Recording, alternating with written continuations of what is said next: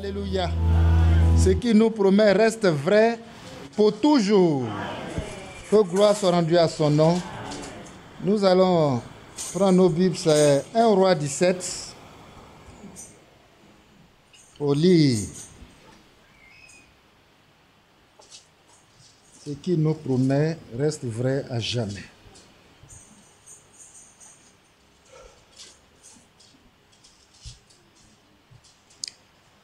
Un Roi 17,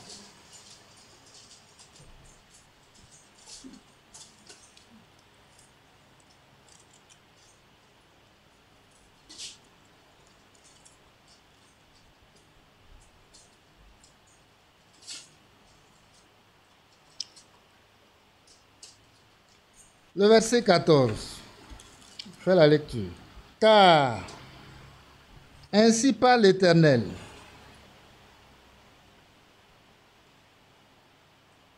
Ainsi parle l'Éternel, le Dieu d'Israël. La farine qui est dans le pot ne manquera point. Et l'huile qui est dans la cruche ne diminuera point. Jusqu'au jour où l'Éternel fera tomber la pluie sur la face du sol. Amen. Voilà.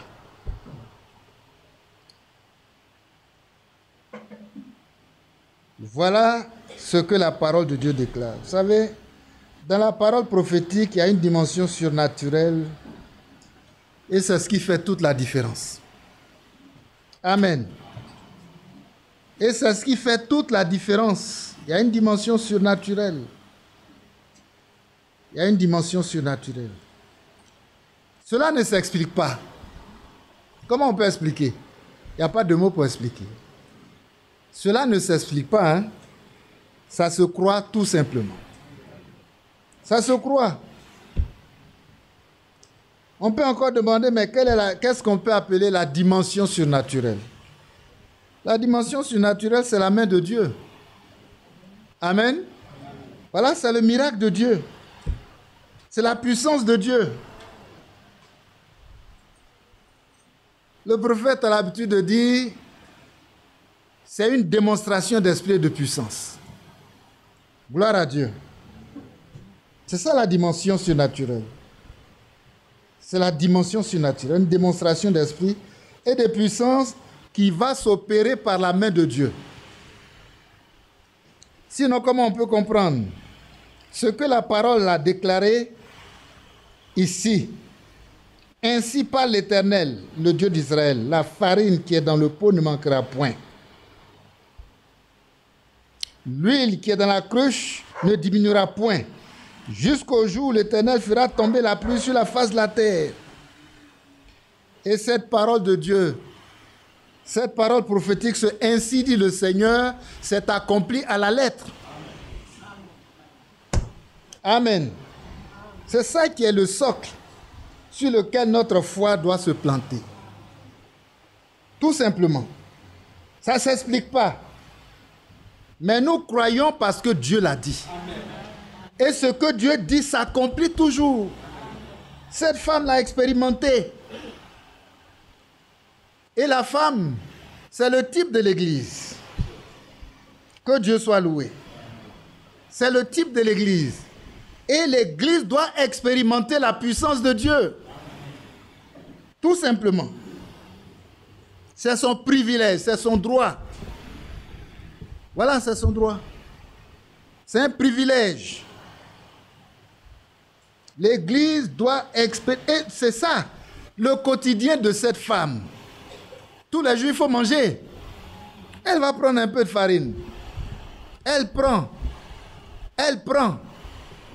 Mais il y a toujours de la farine. Parce que Dieu l'a dit. Elle va puiser l'huile pour faire son pain, son gâteau. La farine pétrie à l'eau, on met de l'huile et tout ça, elle fait son pain. Mais il y a toujours de l'huile. Pourquoi? Parce que la parole de Dieu l'a dit. Et cela doit durer jusqu'à ce que la pluie tombe encore sur la face de la terre. Si c'est 10 ans, 10 années, il y aura de la farine, il y aura de l'huile. Parce que Dieu l'a dit. Gloire soit rendue à son nom. C'est le socle de notre foi. Nous, on ne cherche pas voilà, qu'on nous explique. La puissance de Dieu ne s'explique pas. Ça se vit, ça se croit. Alléluia. Et quand tu crois, tu expérimentes. Quand tu ne crois pas, tu ne vois pas. Mais quand tu crois, tu vois. Amen. Quand tu ne crois pas, tu ne vois pas. Oui, c'est tellement merveilleux. Vous savez, c'est également, vous voyez, tout cela, dans cette parole prophétique, c'est également des symboles, c'est des types. C'est également des symboles, c'est des types. La farine fait le pain. Et dans les types, nous savons ce que le pain de vie représente pour nous. Amen. Le pain de vie, c'est Jésus-Christ lui-même. Nous savons ce que l'huile représente pour nous. Le Saint-Esprit. Amen. C'est des types, c'est des symboles. Quand l'huile coule dans ta vie, quand l'huile vraiment coule dans ta vie, l'amour doit couler également. Les fruits de l'esprit doivent couler. Il y a les 5 fruits de l'esprit. Quand vous allez lire dans Galates 5, voyez, on dit, là où il y a le Saint-Esprit qui vit, qui se manifeste, les 5 fruits-là sont produits. Et si son esprit est en toi, tu vas porter ces 5 fruits-là de manière naturelle. Amen. Pas par la force, pas par... non, de manière naturelle. Parce que là où il y a le Saint-Esprit, il doit avoir l'amour. Il doit avoir la paix. Allons lire les 5 fruits. Allons lire... C'est également des types. Et ça ne peut jamais tarir.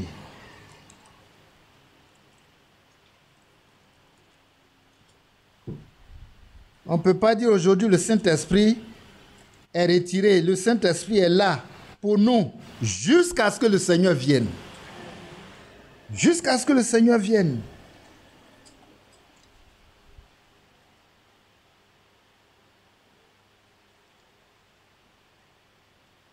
Et donc, Galates chapitre 5, verset 22. Mais le fruit de l'esprit. Le fruit de l'esprit.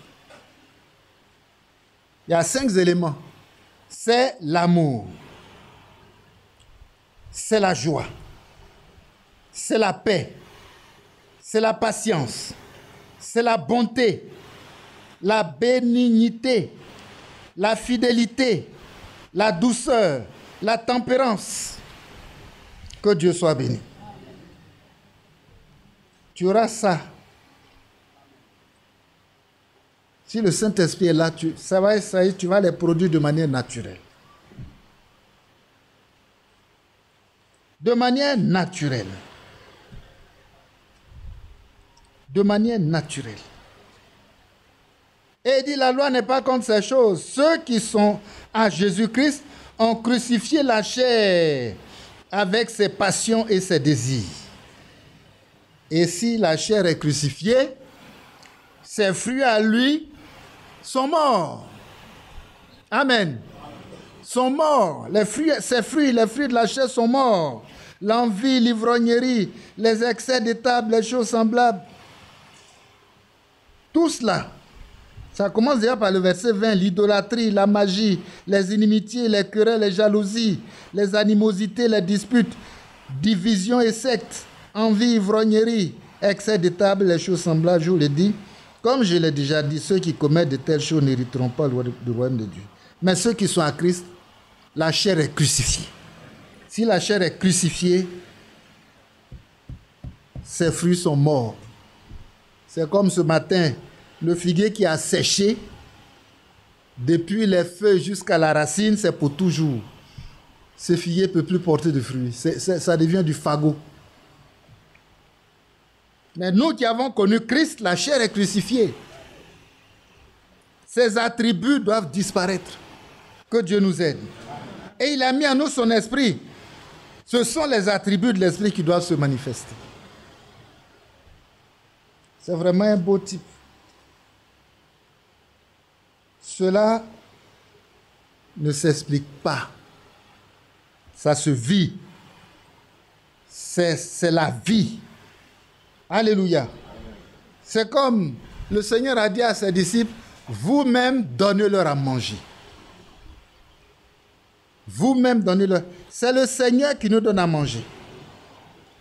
Et ce que nous mangeons là, c'est le miracle de Dieu tous les jours. Sinon, regardez la femme, cette femme. Elle n'est qu'une femme. Qu'est-ce qu'elle a chez elle?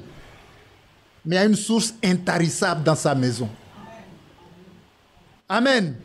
Ce qui produit le pain est intarissable. Ça ne peut jamais finir par la puissance de Dieu. Ce qui produit l'huile ne peut jamais finir, une source intarissable. Vous-même donnez-leur à manger. Mais ils se regardaient. Les disciples ne peuvent que se regarder. Prenons Luc chapitre 9.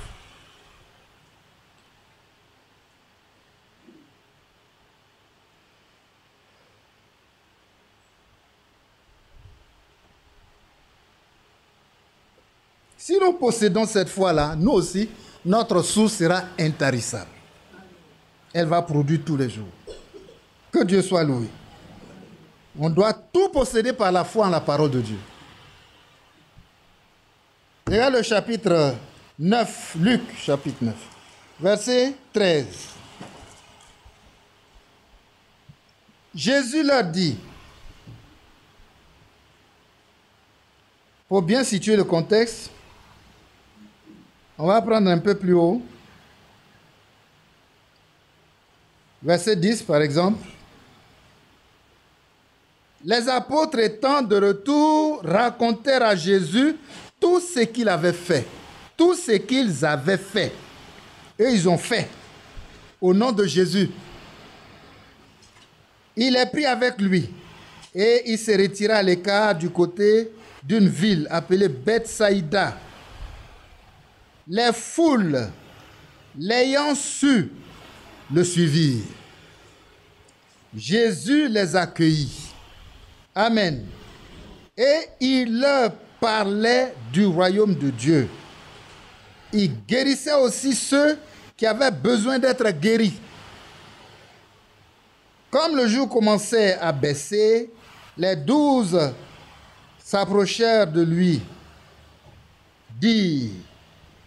Les 12 s'approchèrent de lui et lui dirent, renvoie la foule, afin qu'elle aille dans les villages et dans les campagnes des environs pour se loger et pour trouver des vivres, car nous sommes ici dans un lieu désert. Jésus leur dit, donnez-leur vous-même à manger. Ce n'est pas ce qui est impossible. Amen. Qu'est-ce qui est impossible à Dieu? Rien. Ce qui est impossible à l'homme est possible à Dieu. Amen. Et nous, notre foi doit être fondée non pas sur notre impossibilité, mais sur la possibilité de Dieu. Amen. Qui n'est pas limitée, qui est illimitée, qui peut tout. Donnez-leur vous-même à manger. C'est une parole de foi. Que notre foi saisisse cela.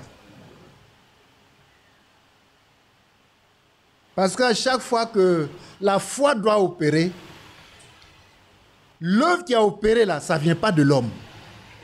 Ce que ma foi opère comme œuvre ne vient pas de l'homme. Ça vient de Dieu. Oui, oui. Mais il répondit, nous n'avons que 5 pains et 2 poissons. Il raisonne encore selon l'homme. Il raisonne encore selon l'homme. Mais comprenons. Et désormais, raisonnons, non pas selon l'homme, mais par la foi. Par la foi, tout simplement.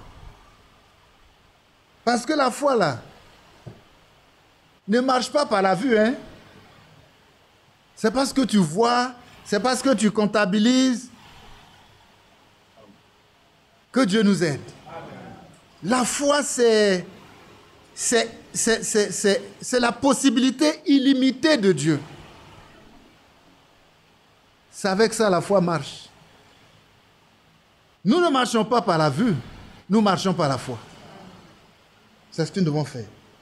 Il dit, mais on n'a que 2 pains, 5 poissons, 5 pains, 2 poissons. Qu'est-ce que ça, là, ça peut faire devant une foule? Le nombre est donné quelque part dans un des versets. 5000 personnes. Ils sont venus des villages environnants parce qu'ils ont entendu que Jésus est ici. Que Dieu soit loué. J'ai été très ému. Il n'y a pas longtemps, cet homme qui est venu de quel pays? Les gens sont venus de partout. Que Dieu soit loué. Qu'est-ce qu'il a pu leur donner? On n'est pas là pour juger. Mais la foule, ça montre combien les hommes ont faim et soif de la parole de Dieu. Combien? Et si nous avons la parole de l'heure, c'est nous qui devons rassembler ces foules-là. Mais où nous sommes? Où sont les croyants du message du temps de la fin? Toutes les villes de Côte d'Ivoire étaient rassemblées là. Ils sont venus en convoi. J'ai eu presque les larmes aux yeux. Que Dieu ait pitié de nous. Nous avons une grande responsabilité.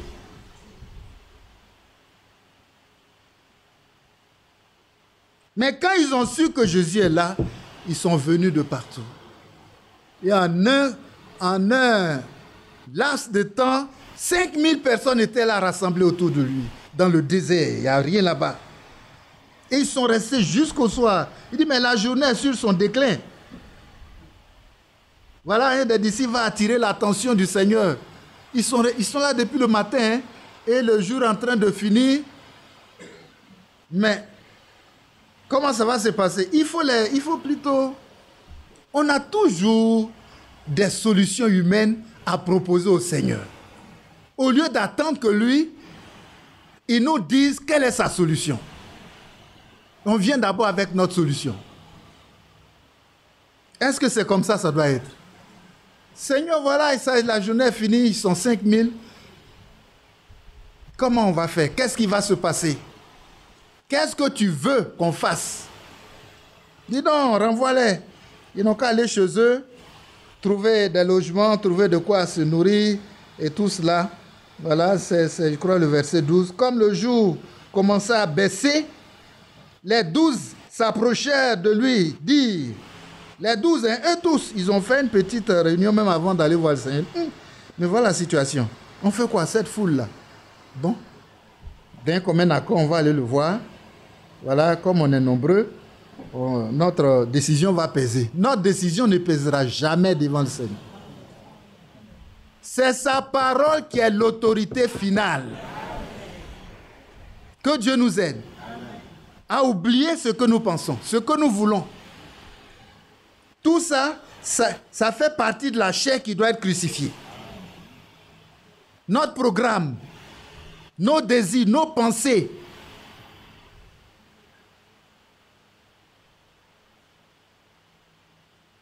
Le raisonnement est tellement logique. Renvoie la foule afin qu'elle aille dans les villages et les campagnes des environs pour se loger. Parce qu'ici, c'est le désert. Ils ne vont pas dormir à la belle étoile. C'est tellement vrai. Pour trouver des vivres. Car nous sommes ici dans un lieu désert. Jésus leur dit, donnez-leur vous-même à manger. Amen. Donnez-leur vous-même à manger. Mais il répondit, nous n'avons que 5 pains et 2 poissons, encore nos possibilités humaines. Il n'a pas dit, donnez-leur à manger à partir de vous.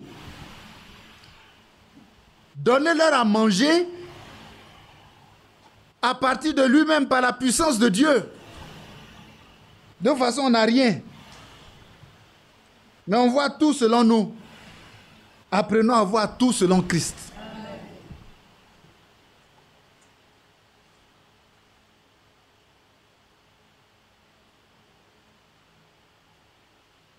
Or, il y avait environ 5 000 hommes, verset 14. Jésus dit à ses disciples, faites-les asseoir par rangée de 50. Ils firent ainsi. Vous savez, Dieu est un Dieu d'ordre. Ils les ont mis en groupe de 50. Ils firent ainsi. Et les fit tous asseoir.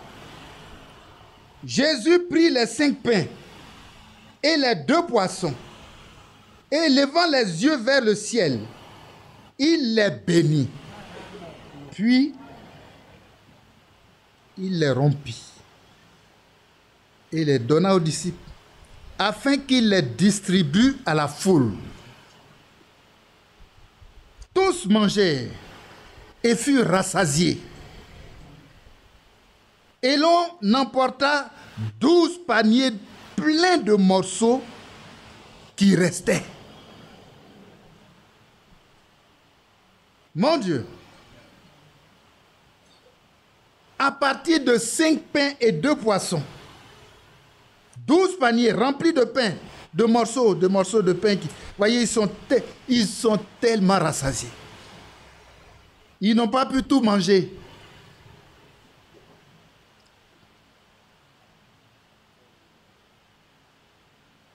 Devant une telle opération d'esprit et de puissance, l'homme n'a pas de mots. L'homme n'a pas d'explication. Qu'est-ce que tu veux expliquer? 12 paniers, ils ont ramassé. Le Seigneur n'est pas un Dieu, voyez, de gaspillage. Si c'est nous là, les morceaux, on allait voir éparpillés partout. Et puis quand on dégage tout le coin, non. Quand on est passé quelque part, avant de partir, on doit mettre le lieu naturel là, comme il était, selon la nature, propre. C'est un Dieu de l'environnement, de l'écologie, de la propriété. Alléluia. Amen. Il est saint d'esprit et de corps. Saint à tous les niveaux. Ton environnement doit être saint. Ta maison, ce n'est pas parce que tu es chrétien que ça doit être négligé. De la saleté partout. Ton environnement où tu vis, ça doit être saint. Ils ont tout ramassé propre. Si c'est à notre temps, sachet partout, non, pas de sachet. Rien, tout est ramassé. Ils ont mis le lieu là parce que c'est un désert. Ils ont mis ça propre. C'est un Dieu, voyez, de gestion rationnelle. La gestion, c'est quoi? C'est-à-dire, on ne gaspille pas. Ce n'est pas un Dieu de gaspillage. Que son nom soit loué. Amen. Mais c'est le même miracle de multiplication, comme ce qui s'est passé dans la maison de cette femme. C'est le même miracle. C'est le même miracle. Donnez-leur vous-même à manger. Humainement, il n'y a pas de possibilité.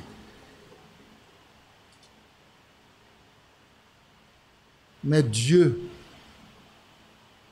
est la solution parfaite. Quel que soit le problème, la solution est parfaite. Amen. La solution existe et la solution, elle est parfaite. Que Dieu nous aide à comprendre ces choses. Et c'est ça qui doit nourrir notre foi. C'est ça qui doit être le moteur de notre foi. C'est ça, notre foi là. Vit parce que je suis enraciné. Voyez, je suis enraciné. J'ai pris racine. J'ai pris racine. Mon fondement là, ce n'est pas moi-même. Qu'est-ce que je peux faire? Arrêtons toujours de voir les choses selon nous. Les disciples là, c'est les mêmes choses que nous faisons tous les jours. Mais à tel problème, qu'est-ce que je vais faire? Comment je vais faire? Où je vais aller? C'est pas toi. C'est pas toi. Si tu es chrétien, que tu as la foi, ta foi est fondée sur la puissance de Dieu. Ce problème-là, sa solution, c'est la puissance de Dieu. Arrête de te limiter à toi-même. C'est ça qui est l'incrédulité. Et on voit la différence.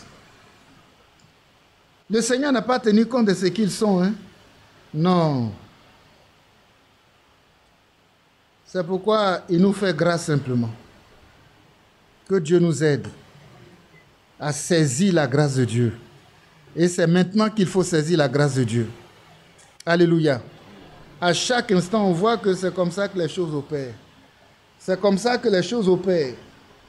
C'est comme ça que les choses opèrent. C'est comme ça.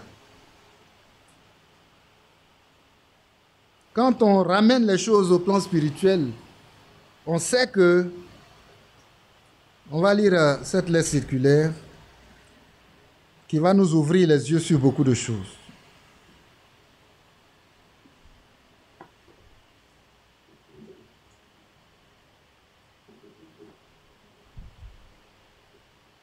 Par rapport à la seconde venue du Seigneur.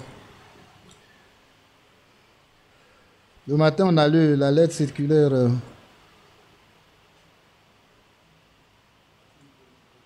avril 2020.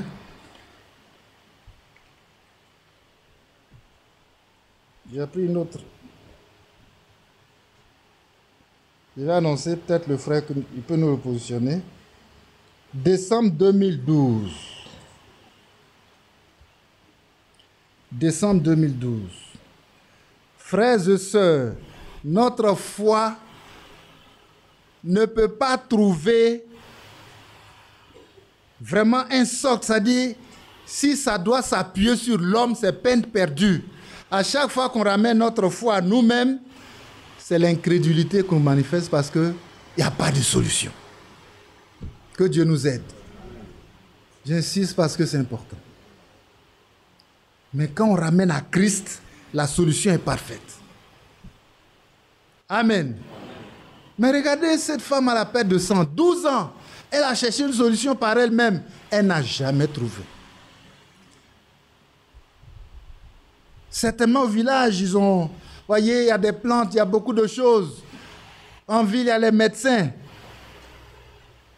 Elle est allée de médecin en médecin. Mais cependant, il y a quelque chose en elle-même.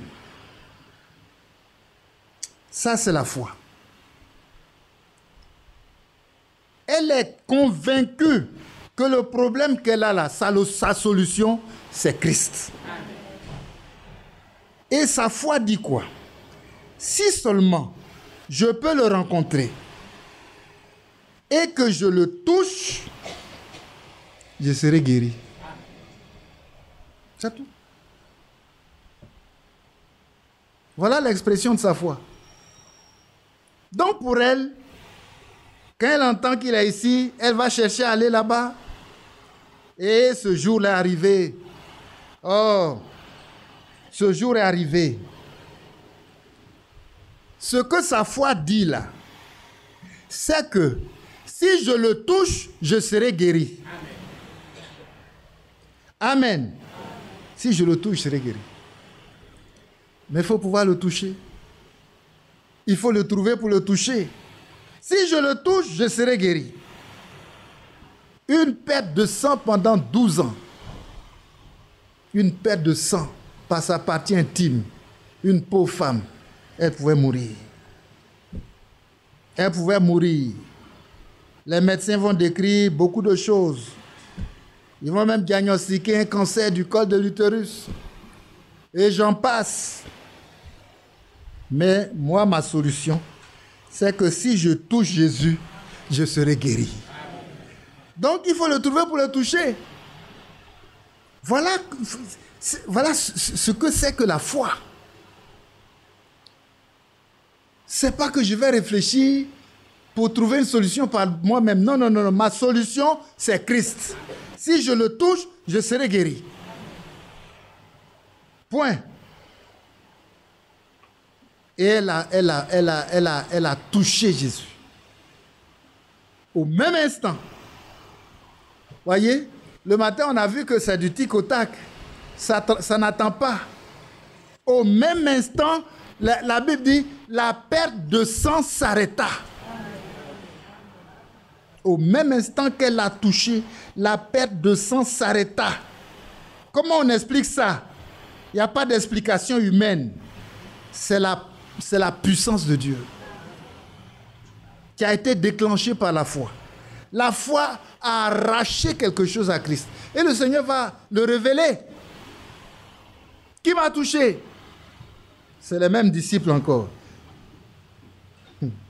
C'est toujours nous, qui créons des problèmes au royaume des cieux. C'est vrai, non? C'est nous qui sommes à côté. Donc nous pensons que on est peut-être quelque chose. Oh, mais toi aussi, Seigneur. Tout le monde te touche et tu demandes qui m'a touché. Voyez? Ils sont hors sujet, non?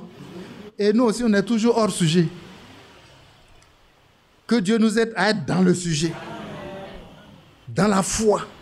Dans la parole de Dieu. Dans la vérité. Demandez-lui. Seigneur, qui t'a touché? Qu'est-ce que tu veux dire? C'est pas mieux? C'est pas mieux, on donne toujours nos pensées là, notre interprétation, notre compréhension des choses. D'après moi. Mais Seigneur, c'est comment? Tout le monde te touche et tu dis qui m'a touché. Mais c'est lui qui sait qui l'a touché. Il veut savoir qui l'a touché. Et la femme a compris, elle seule a compris. Dans la foule là, c'est elle seule qui a compris. Parce que le fait de toucher le Seigneur là, ça ne date pas d'aujourd'hui. Même quand elle n'avait pas encore vu le Seigneur, toucher Christ était dans son cœur. C'est sa foi. C'est sa conviction. Elle est convaincue que si elle le touche, elle sera guérie. C'est elle qui est venue dans l'intention de le toucher. Les autres étaient là, ils le bousculent seulement. Mais elle l'a touché pour lui arracher quelque chose. Et dès l'instant où elle a senti en elle-même que cette chose-là, elle la possède, elle a compris qu'elle l'a touché vraiment. Donc elle sait que toute cette foule-là, c'est elle seule qui a touché Jésus. Le Seigneur insiste, qui m'a touché? Elle dit, c'est moi. Amen. Elle était même frileuse, elle était même peureuse. Qu'est-ce que ça va? C'est parce que j'ai fait du mal? Non, tu n'as pas fait du mal, c'est ce que le Seigneur veut. Tu es un exemple. Amen. Quand tu as la foi, tu es un exemple dans la maison de Dieu. Et ce jour-là, il a pris cette femme comme un exemple. Lui, il a expliqué. Nous, on ne peut pas expliquer la puissance de Dieu. Mais lui-même qui est sa propre puissance, il explique. Il dit, quand celle-là m'a touché, une force est sortie de moi. Qui l'a reçue? Elle seule. Pas la foule. Pierre était là, il n'a même pas reçu. Oh, que Dieu nous aide. Il a expliqué à tout le monde. Mais pourquoi il veut que tout le monde sache comment la chose a opéré? Parce que c'est ça qu'il veut. Il veut que nous tous là, on puisse le toucher. Pour lui arracher une force. Pour lui arracher une puissance. Pour lui arracher la solution à tous nos problèmes. Tout possédé par la foi. Il ne reste rien. Et il a loué la foi de cette femme. Vous pouvez aller lire. Hein? On ne va pas prendre trop de temps. On peut aller lire. Mais on a juste, voilà, fait les commentaires. Que Dieu soit loué.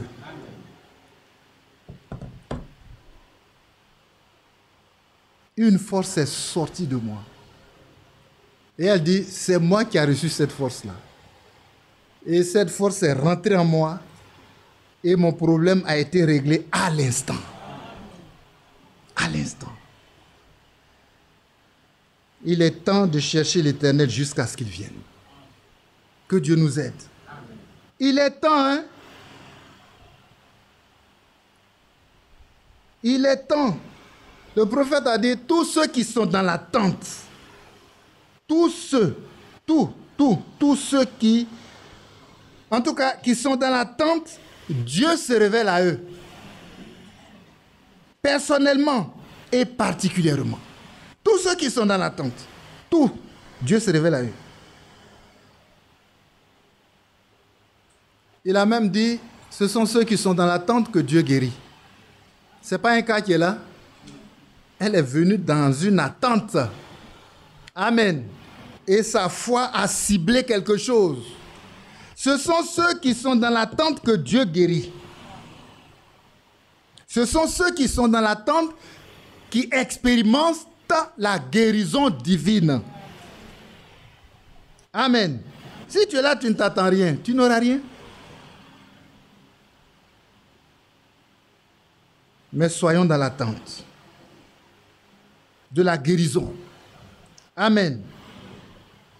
La foi de la guérison se manifeste ainsi. Alors tu es dans l'attente de la guérison.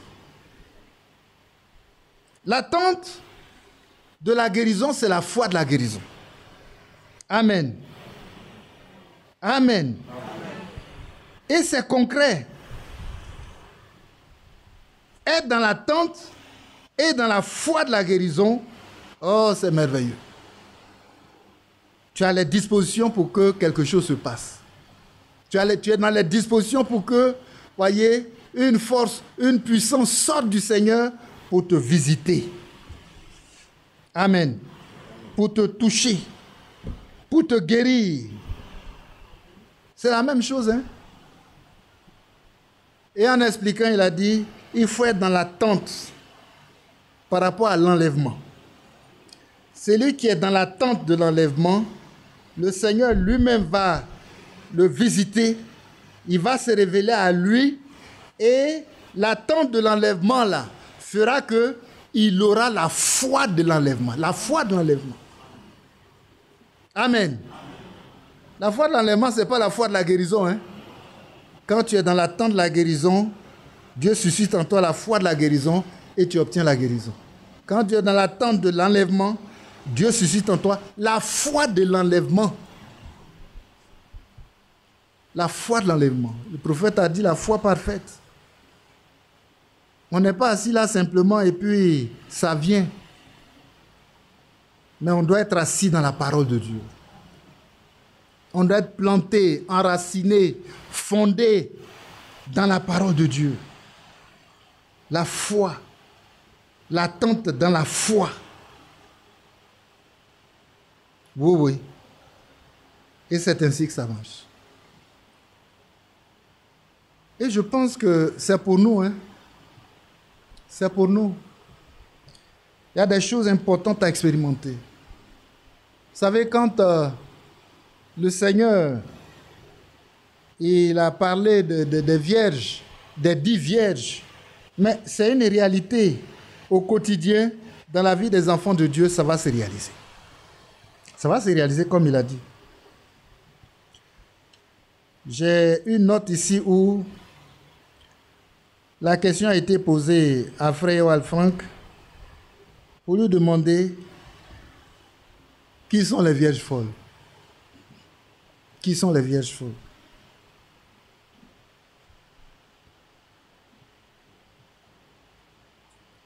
Il a compris. De toute façon, on voit toujours que c'est les autres qui sont les vierges folles, nous, on est les vierges sages.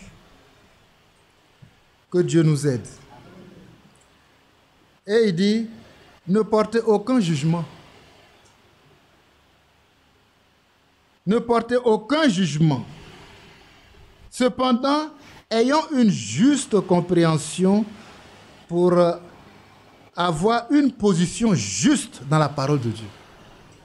Une juste compréhension. Ça va nous aider à avoir une position juste. On ne juge pas. Pour dire que les vierges folles, c'est toi. Les vierges sages, c'est moi. Il dit, remarquez ceci. toutes les 10 vierges ont entendu la voix de l'époux. Vrai ou faux? Voilà. Et les 10 se réclament, c'est des vierges. Et vierge, c'est pas rien. C'est quand même une avancée dans la connaissance de Christ. Toutes les vierges ont entendu le cri de minuit. Voici l'époux, allez à sa rencontre. Vrai ou faux? Vrai. Lisez Matthieu 25. Mais aussi, toutes les vierges se sont endormies. Est-ce qu'il y a une qui dépasse son ami? Non. Toutes les vierges se sont réveillées. On peut appeler ça le réveil. Toutes les vierges avaient une lampe. Vrai ou faux? Vrai. Donc, si ce rapport-là, personne ne dépasse son ami. C'est pourquoi il dit, ne portons aucun jugement. Ne sois pas ici pour te comparer à un frère ou à une sœur. Tiens ta vie devant le Seigneur et cherche à le toucher. Sois dans l'attente de le toucher. Parce qu'il faut que tu arraches la foi de l'enlèvement. Tu es venu ici pour combattre, pour lutter, pour travailler à toi, ton enlèvement. Que Dieu nous aide. Il ajoute les mêmes privilèges, les mêmes grâces, les mêmes bénédictions, la même parole de l'heure, ou le même message de l'heure était donné à elles toutes. Vrai ou faux? Vrai. Amen. Sur ce rapport-là, qui dépasse son ami? Voilà. Les mêmes privilèges. Les mêmes privilèges. Dieu ne fait exception de personne.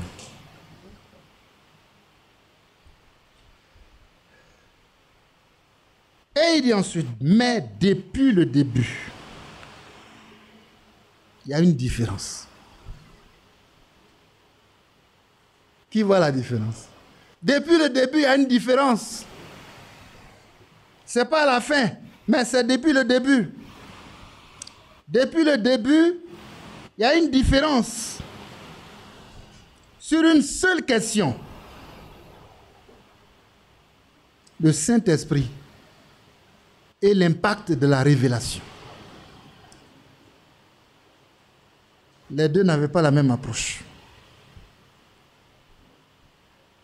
de comment toucher Jésus. Que Dieu soit loué.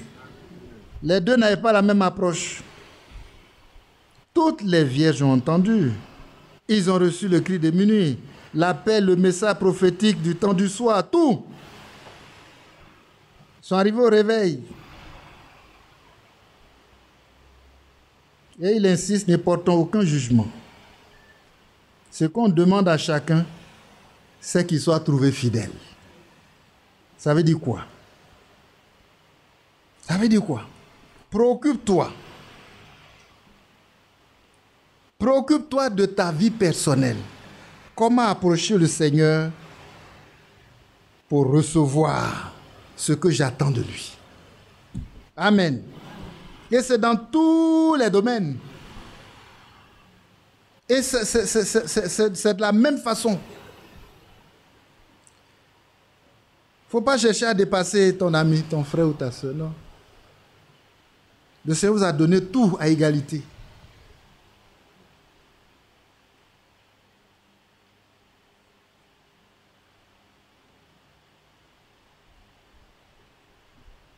Ne dis pas que la folie, c'est l'autre. Dis plutôt que la folie, là, c'est moi. Amen. Seigneur, c'est qui en moi qui peut empêcher l'enlèvement, là? Il faut enlever ça aujourd'hui. Donc, tu vas chercher pour toi-même. Oh, que Dieu nous aide. La folie qui est en moi, parce qu'ils ont reçu la même chose. Mais pourquoi 5 sont folles et 5 sont sages? Je ne peux pas dire que je suis sage d'office. Moi-même, je sais ce qui ne va pas en moi. Seigneur, la folie qui est en moi, qui fait que je ne serai pas dans l'enlèvement là, enlève ça aujourd'hui.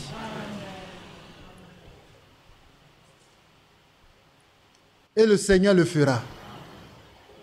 Puisque c'est ce que ta foi demande, alors une force va sortir de lui pour te visiter et tu seras délivré de la folie.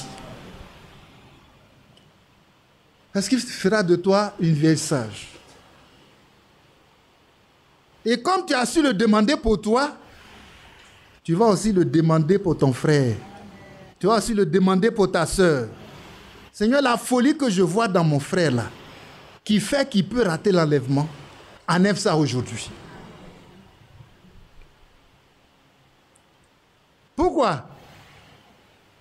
Il dit, si ton frère a péché, va comment? Va vers ton frère. Si tu l'as gagné, tu as fait une bonne œuvre. Et tu seras béni et récompensé pour ça. Amen. Va vers ton frère. Au lieu de parcourir les rues d'Abidjan, ce que tu as vu là, il faut que tu propages ça partout. Tu es une vierge folle. Le nombre de fois que tu as critiqué ton frère, c'est de la folie. Le nombre de fois que tu as méprisé ton frère, c'est de la folie. Prie pour que le Seigneur te délivre. Avant qu'il ne soit trop tard. Parce qu'on peut encore rattraper. Racheter le temps. Car les jours sont mauvais. Que Dieu nous aide. Que Dieu nous aide. Est-ce qu'on a bien compris cette affaire de folie? La folie même là est attachée au cœur de l'homme. C'est le Seigneur qui le délivre. Si tu prends conscience de ton état et que tu t'approches du Seigneur, personne ne s'est approché et puis il est retourné bredouille. Tous ceux qui se sont approchés, le Seigneur les a libérés. Il leur a donné selon le besoin de leur cœur. Il leur a donné le Saint-Esprit. Mais est-ce que c'est ta préoccupation? Vous voyez que pourquoi le frère Franck dit, voyez, c'est depuis le début. La différence là, c'est depuis le début. On cherche la folie dans les autres. Décharge-toi de ta propre folie. Amen. Libère-toi de ta propre folie. Approche-toi du Seigneur pour régler ton problème. Et c'est maintenant. Amen. Il faut veiller sur toi-même. Il faut veiller aussi, tu as le devoir également de veiller sur ton frère. Qu'est-ce qu'il a dit? Veillez les uns sur les autres. Pour vous critiquer? Non. Pour vous exciter aux bonnes œuvres, à la foi et aux bonnes œuvres. On s'excite, j'encourage mon frère. Frère, il faut laisser ça. Ça là, vraiment, c'est pas bon. Amen. Sœur, il faut quitter dans ça. Ça là, ça ne peut pas nous amener au ciel. Au ciel là, il faut qu'on aille ensemble. Laisse ça là. Prions. Prions. Veillez les uns sur les autres pour vous exciter aux bonnes œuvres. Pour vous exciter aux bonnes œuvres. Amen. J'ai annoncé une lettre circulaire. Il faut quand même qu'on lise. Il a dit, le frère a trouvé, Dieu soit loué. Bon. Page 3.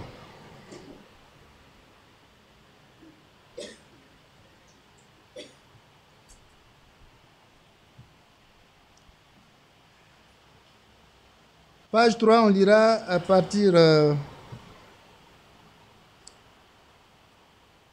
de celui qui se laisse conduire réellement par l'Esprit de Dieu. Celui qui se laisse conduire réellement par l'Esprit de Dieu. Ça, c'est le premier. Hein, Voilà, merci.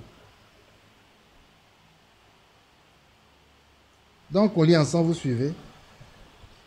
Celui qui se laisse conduire réellement par l'Esprit de Dieu, il faut que ça soit réel. Parce qu'il y en a qui sont là, ils se conduisent eux-mêmes. C'est leur pensée, c'est ce qu'ils veulent qu'ils font. Non, non, non. Tout doit être fait par le Saint-Esprit. Celui qui se laisse conduire réellement par l'Esprit de Dieu, il a donné des versets, vit une vie tout à fait normale dans toutes les dimensions, tout en prenant au sérieux la préparation et sera participant à l'héritage du salut promis. Et finalement, sera scellé par le Saint-Esprit promis. Amen. Si tu te laisses conduire par lui réellement, il va te préparer, hein? Il va te dépouiller. Il va t'aider à laisser ça, à laisser ça, à laisser ça, à laisser ça. Quand il a vu que tout a quitté, dedans est propre, maintenant lui-même il s'installe. C'est comme ça ça fonctionne. Il mène une vie normale avec le Saint-Esprit. Le Seigneur a dit, le Saint-Esprit sera sur vous. C'est pour nous conduire. Amen. Mais ensuite, le Saint-Esprit sera en vous.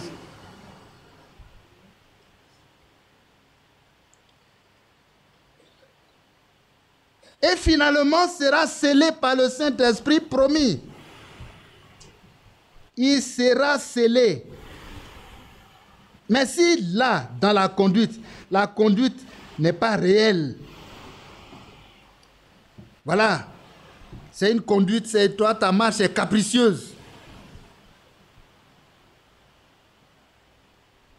Certainement que la fin ne sera pas bonne. Hein? La fin ne sera pas bonne. On continue la lecture. À la venue de l'époux, il sera l'épouse-parole. Amen. C'est qui est rempli du Saint-Esprit là. Il sera l'épouse-parole. Qui lui sera présenté et qui sera prête pour entrer au festin des noces. Amen. Continuons. Les vierges folles ont elles aussi des lampes. Donc l'inspiration. Toutefois, elles négligent leur préparation. Elles croient aussi des interprétations folles venant des hommes. Vous savez, dans les choses de Dieu, tout ce qui vient des hommes est folie, d'avance. Donc toi, tu n'as pas la possibilité de dire, celui-là, c'est vieille foi, c'est non, non, non, non, non, non. Tout ce qui vient des hommes est folie. Tout ce qui ne vient pas de Dieu est folie.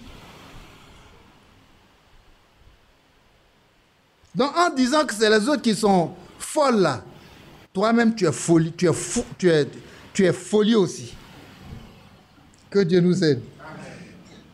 Vous me comprenez, hein? Ce que je vais dire là, vous comprenez? Merci, que Dieu vous bénisse. Mais d'office, tout ce qui vient des hommes est folie. Elle croit aussi des interprétations folles venant des hommes. Alors que les sages ne croient que ce qui est réellement écrit dans la Bible. Amen.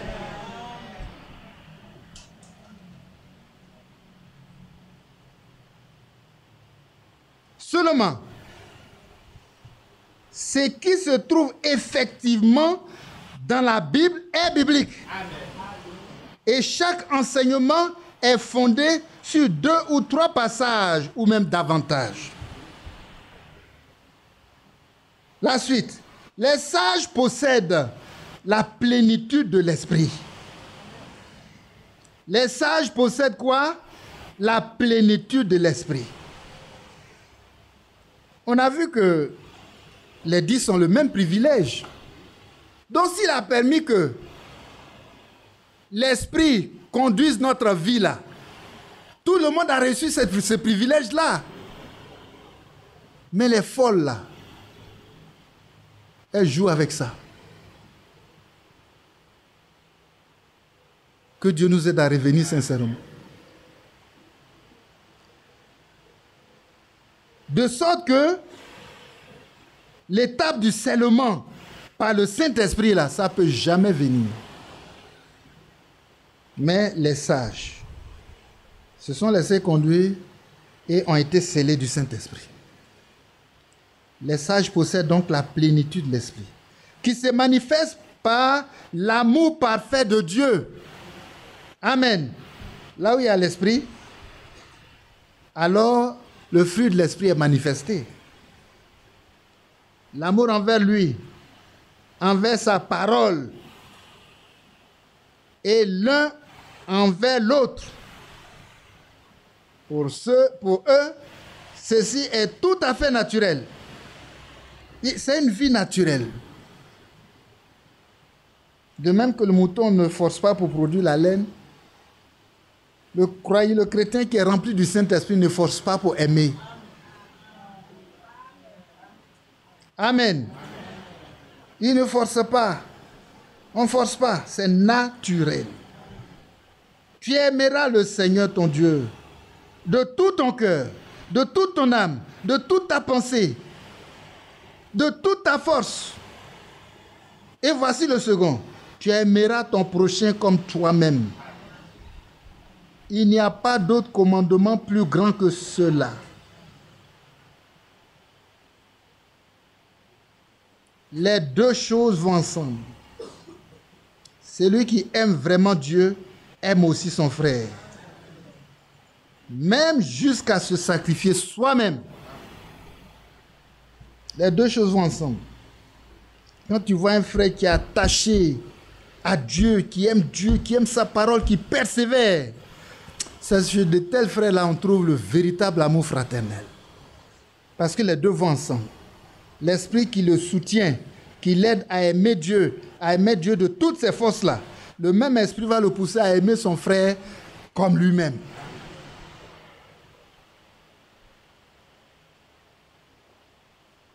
Amen.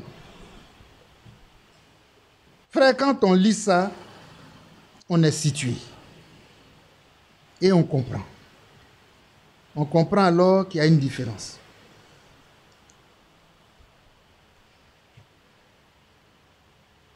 Et on va à la page 4. Je ne sais pas pourquoi on peut les temps.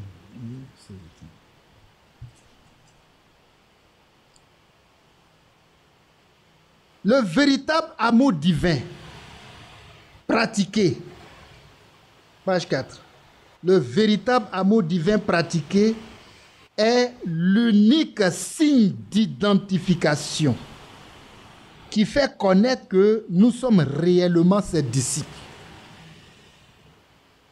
L'amour ne se perd jamais, pas même dans les épreuves les plus dures. L'amour réconcilie et unit dans toutes les circonstances. Il est le lien de la perfection. Pour savoir ce qu'il en est vraiment de chacun personnellement, il nous faut regarder dans le miroir de la parole. Celui qui regarde dans le miroir ne verra jamais un autre, mais toujours lui-même, soi-même. Amen. Amen. Donc quand tu regardes dans la parole, c'est toi qui dois être vu. Et c'est les imperfections qui sont sur toi que tu dois enlever. Même si tu vois les imperfections chez l'autre, tu ne peux que prier pour lui. Amen. Pour que de même que tu as regardé dans le miroir pour enlever tes imperfections, le Seigneur l'aide à faire aussi pour lui-même.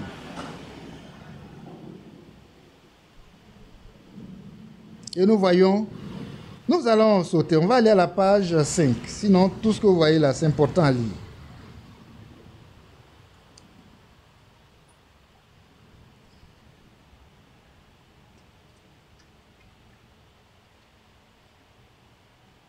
Et c'est un peu comme pour nous une conclusion. Quand il met l'achèvement des rachetés, amen, l'achèvement, l'œuvre d'achèvement. L'achèvement des rachetés se produira dans l'amour de Dieu. par une puissante action de l'Esprit, comme au commencement. Et cela concernera tous ceux qui auront aimé son avènement. Eux seuls sont remplis du désir de plaire à l'époux céleste et s'écrient de tout leur cœur, Maranatha, notre Seigneur vient. C'est ceux-là. C'est ceux qui ont le Saint-Esprit qui crient, Seigneur vient. Amen. Ceux qui n'ont pas l'Esprit, qui sont folles, qui vivent selon la chair, selon le monde, ils ne peuvent pas aimer l'avènement du Seigneur. Le Seigneur n'a qu'à venir et puis leur plaisir là va s'arrêter. Est-ce que le ciel là même leur dit quelque chose? Puisqu'ils se sont satisfaits de ce qui est sur la terre qui va passer. Mais nous voulons ce qui est éternel. À cause de ça, on sacrifie ce qui est passager. Amen. Et même ces plaisirs-là ne peuvent pas se comparer à ce que nous aurons là-haut. Donc pourquoi se satisfaire de peu? Nous voulons le véritable. Et nous avons le véritable en son Fils Jésus-Christ. C'est lui qui est le Dieu véritable et la vie éternelle. C'est à lui. C'est en lui que nous devons être fondés. Amen. Bien-aimés, il a mis comme titre que chacun s'examine soi-même. Bien-aimés, nous sommes maintenant enfants de Dieu. Et ce que nous serons n'a pas encore été manifesté. Mais nous savons que lorsque cela sera manifesté, nous serons semblables à lui. Parce que nous le verrons tel qu'il est. Quiconque a cette espérance en lui se purifie, comme lui-même est pur. Oui, lorsqu'il sera manifesté, c'est ce que nous attendons. Toutefois, ce n'est que lorsque Christ paraîtra dans notre vie que nous paraîtrons, nous aussi, avec lui dans la gloire. Amen. C'est des choses à méditer tranquillement assis, une journée assis quelque part dans le calme, et on lit, on relit, on lit, on relit. Vraiment, il y a une profondeur qu'il faut saisir. Parce que la profondeur appelle la profondeur. Ce n'est pas le superficiel. On ne fait pas de superficiel. Il faut la profondeur. C'est pourquoi on nous recommande de lire les brochures. C'est tellement important.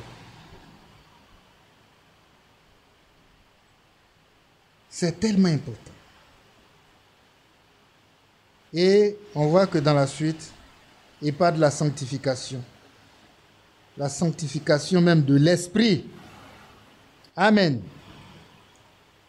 La sanctification de l'esprit. Le dépouillement du vieil homme. Et ainsi de suite. Dans tous les domaines de la vie, ce n'est plus comme je veux. Dans tous les domaines de ma vie, ce n'est plus comme je veux, mais comme Dieu veut. Voilà.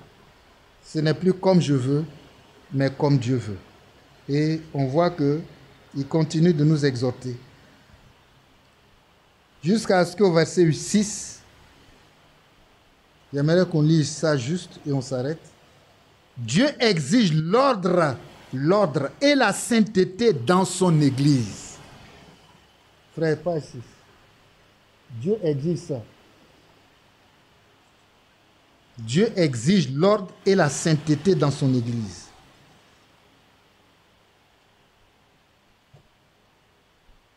Amen. Voilà. Et on continue. L'incrédulité et la désobéissance ne peuvent absolument pas subsister devant lui. Dans nombreuses de ses lettres, Paul a particulièrement mis en lumière les choses dans lesquelles on peut être exclu du royaume de Dieu. Une fois, il énumère jusqu'à 15 œuvres de la chair.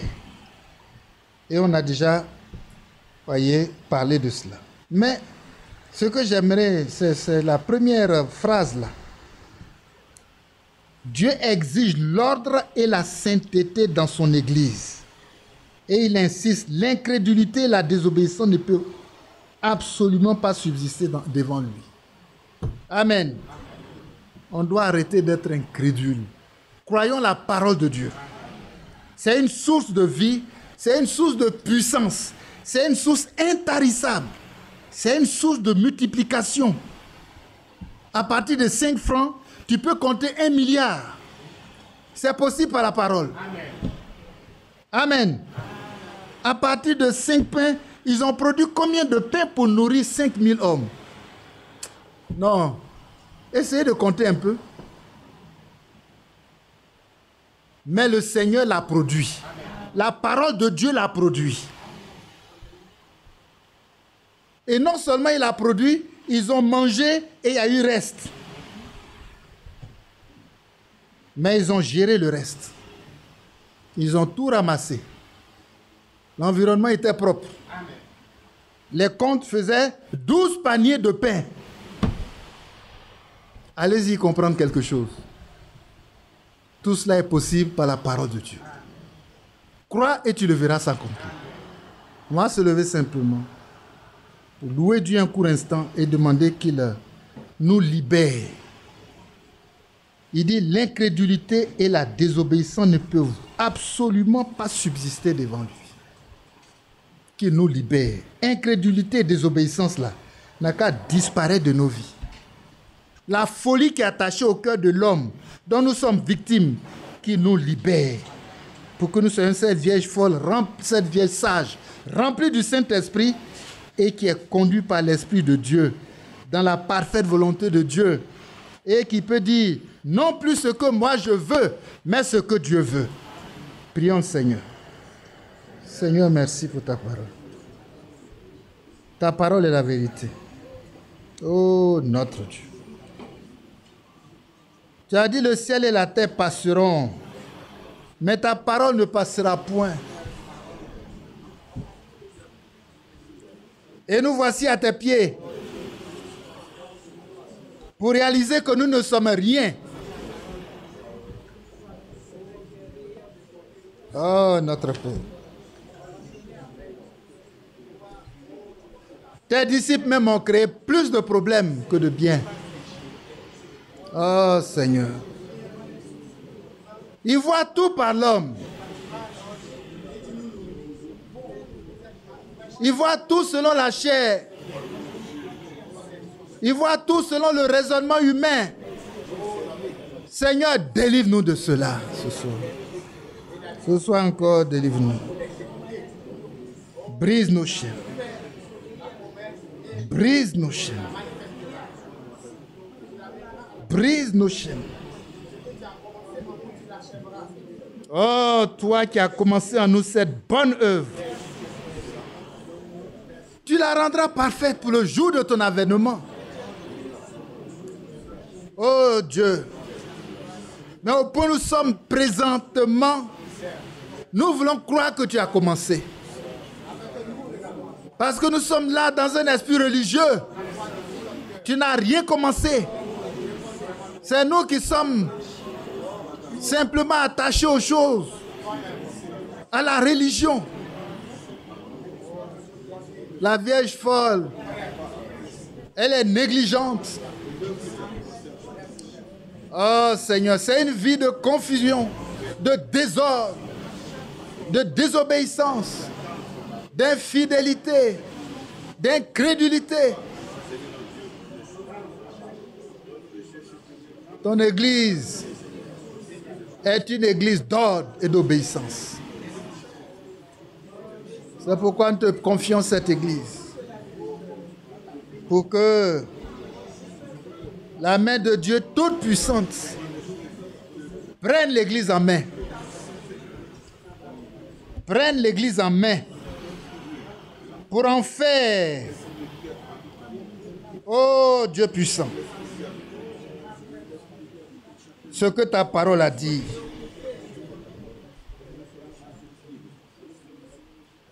Dieu exige l'ordre de la sainteté.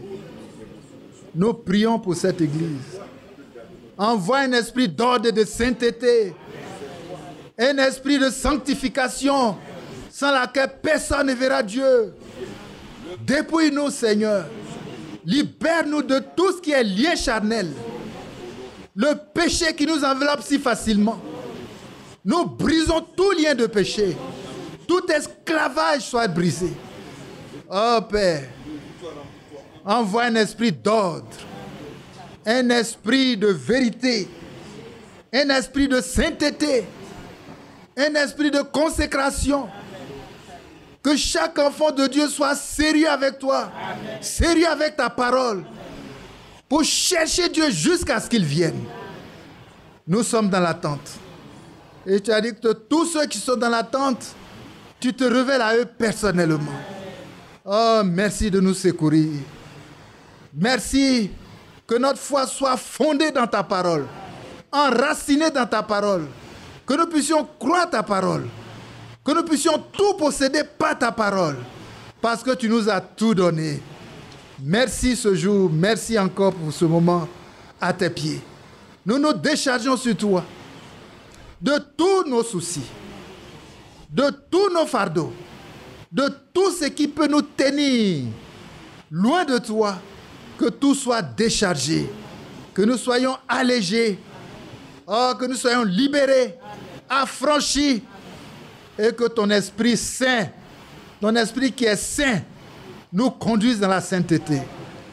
Nous prions pour une église, oh Seigneur, d'ordre. Tu es un Dieu d'ordre. Que l'ordre divin soit établi dans ton église. Tout ce qui n'est pas en ordre selon toi, Seigneur, corrige. Seigneur, redresse. Seigneur, ramène. Pour que tout soit conforme. Pour que tout soit conforme dans ton église. Tout soit conforme à la saine doctrine de la parole de Dieu. Merci de prendre soin de ton église. Que la gloire te revienne. Et la magnificence et le règne au siècle des siècles. Au nom de Jésus-Christ. Amen.